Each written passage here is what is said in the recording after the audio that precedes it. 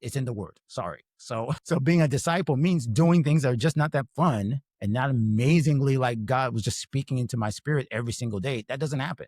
But I'm being more consistent now, which is keeping me grounded, and it's opening me up to more creative things throughout the rest of my life. Yeah. And I think like what you said is very hard sometimes because I had to learn how to put myself as a disciple first and a creative second.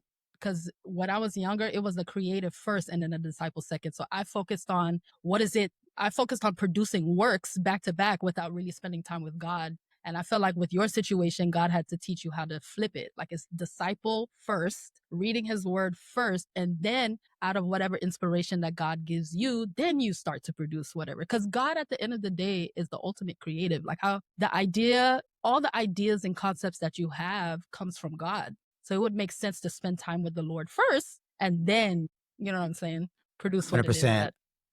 Something I'm really spending a lot of time in Genesis right now, just because that's the creation chapter, right? And so really I've spent a lot of time in that. I'm writing devotionals right now, a whole series of devotionals on the YouVersion app, on the Bible app. So the first one came out last year, The Creator's Craft, and now I'm waiting out a couple of other ones, and I'm going to try to do it again, consistency, right? I'm trying to stay consistent. So I'm going to start writing these every 2 weeks or so. Hopefully it'll be coming out at least once a month or twice a month. But I'm spending all of my time in Genesis because that's where God did his creating, right? And that's where we creators and creatives, small c, right?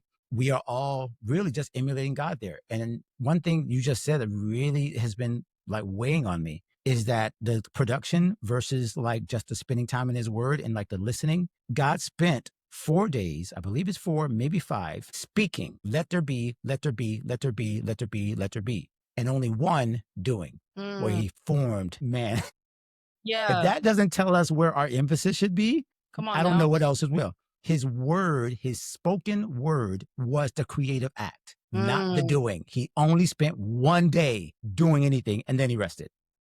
Come on now. Everything else was spoken. And so it's just so important that we realize that our creative power, our ability to emulate our Heavenly Father, our Heavenly Creator, is in being able to speak and hear. And then it is to do. But there is no doing until there is speaking and there's hearing. So yeah, we have to focus on the right thing. Yeah. Come on.